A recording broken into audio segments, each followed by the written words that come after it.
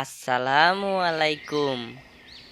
বন্ধু মাসুদ, কেমন আছো তুমি?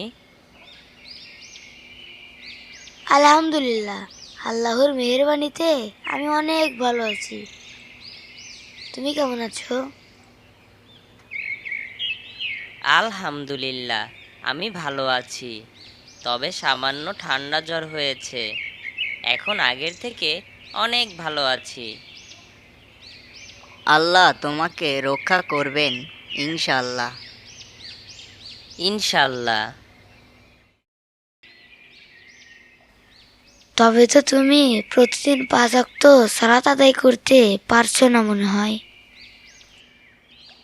না বন্ধু, আমি প্রতিদিন অবশ্যই 5 ওয়াক্ত ফরজ সালাত আদায় করি। তবে একটু অসুস্থ থাকার কারণে আমি নিয়ম করে প্রতিদিন কোরআন শরীফ তেলাওয়াত করতে পারছি না। এবং আমি যে মাঝে মাঝে রাত জেগে নফল সালাত আদায় করতাম, সেটা পারছি না। তবে তো তোমার থেকে আমি একটু এগিয়ে গেলাম, কারণ আমি প্রতিদিন ঘুমানোর পূর্বে কোরআন শরীফ তেলাওয়াত করি এবং মাঝে মাঝে তাহাজ্জুদের সালাত আদায় করি। আচ্ছা বন্ধুরা, এখন সন্ধ্যা হয়ে যাচ্ছে প্রায়। চলো সবাই বাসায় যাই।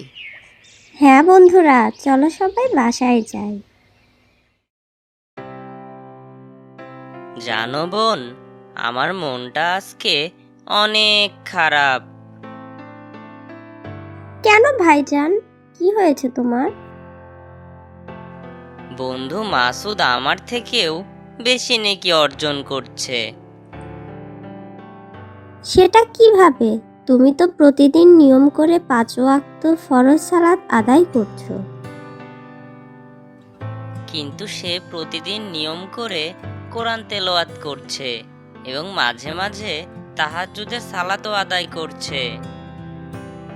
আমি সামান্য অসুস্থতার কারণে কোরআন তেলাওয়াত করতে পারছি না প্রতিদিন, এবং তাহাজ্জুদের সালাতও মাঝে মাঝে আদায় করতে পারছি না। মাসুদ আমার থেকেও বেশি নেকি অর্জন করে ফেলছে। সে আমার থেকেও উত্তম জান্নাতে যাবে হয়তো। কি বলো?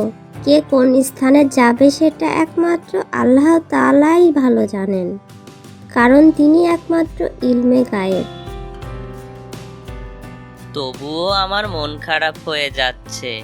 আমি অসুস্থ না থাকলে অবশ্যই মাসুদের থেকে বেশি নেকি অর্জন করে নিতাম।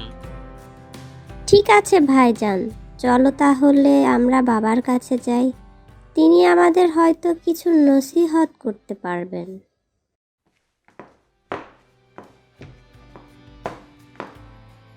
কি ব্যাপার সোনামণিরা, তোমরা এখনো ঘুমোওনি?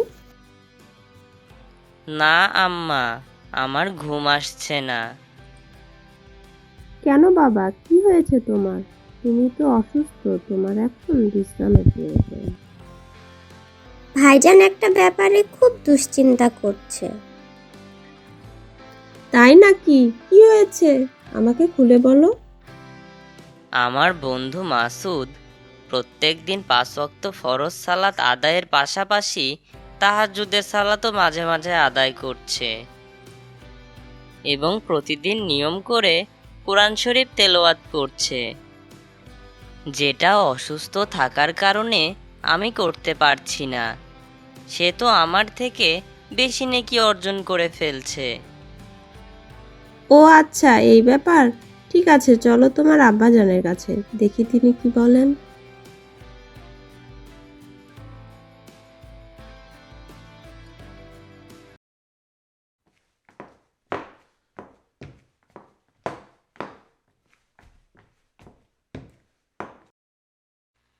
আসসালামু আলাইকুম আব্বাজান, কেমন আছেন আপনি?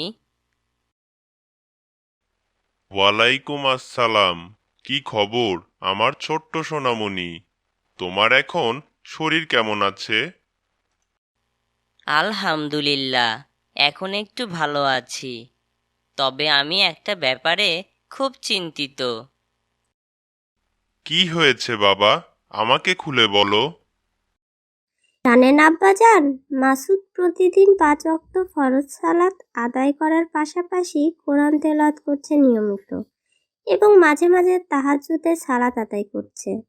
ভাইজান এ ব্যাপারে নিশ্চিত সে ভাবছে তার বন্ধু মাসুদ তার থেকে বেশি নেকি অর্জন করে ফেলছে এবং অসুস্থতার কারণে সে অতিরিক্ত নেকি অর্জন করতে পারছে না, তাই সে চিন্তা করছে। ও আচ্ছা, এই ব্যাপার। প্রত্যেকটা সমস্যারই একটা সমাধান থাকে।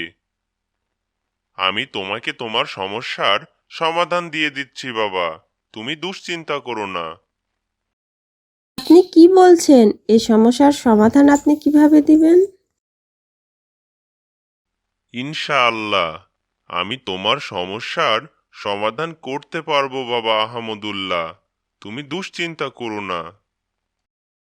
শোনো বাবা আহমদুল্লাহ, কানিজ ও কানিজের মা, তোমরা তিনজনই মন দিয়ে আমার কথা শোনো। অবশ্যই আমাদের উচিত তাহাজ্জুদের সালাত আদায় করা। তবে যেহেতু তুমি সালাত আদায় করতে পারছো না, তুমি প্রত্যেকদিন রাত্রে ঘুমানোর পূর্বে সূরা বাকারার শেষ 3 আয়াত অথবা শেষ 2 আয়াত তেলাওয়াত করবে। তাহলে এটা তোমার রাত্রের জন্যে যথেষ্ট হবে। আপনার কথা ঠিক বুঝতে পারলাম না বাবা। অর্থাৎ সারা রাত তাহাজ্জুদের সালাত আদায় করলে তোমার যে নেকি হতো, তুমি যদি সূরা বাকারার শেষ 3 আয়াত অথবা শেষ 2 আয়াত তেলাওয়াত করো, তাহলে তুমি প্রায় সেই পরিমাণ নেকি পাবে। এই সূরার শেষ আয়াতগুলো এতই গুরুত্বপূর্ণ। আর আমি যে রাত্রে কোরআন শরীফ তেলাওয়াত করতে পারছি না, তার কি হবে? অবশ্যই আমাদের কোরআন শরীফ তেলাওয়াত করা উত্তম হবে।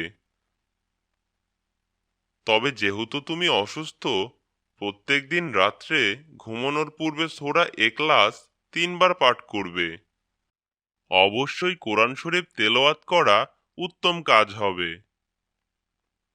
তবে তুমি সূরা ইখলাস 3 বার পাঠ করলে পুরো কোরআন শরীফ প্রথম থেকে শেষ পর্যন্ত পড়লে যে সওয়াব হবে, আল্লাহ তাআলা তোমাকে তা দান করতে পারেন। তবে অবশ্যই তুমি সুস্থ হয়ে গেলে নিয়মিত কোরআন শরীফ তেলাওয়াত করবে, কারণ সেটাই উত্তম পন্থা, এবং মাঝে মাঝে তাহাজ্জুদের সালাত আদায় করবে। আপনাকে ধন্যবাদ বাবা। আপনাকে ধন্যবাদ। আমি কোরআন শরীফ পাঠ করার পাশাপাশি অবশ্যই এই আমলগুলো করব। আমিও অবশ্যই এই আমলগুলো করব।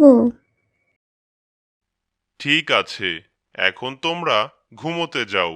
আসসালামু আলাইকুম।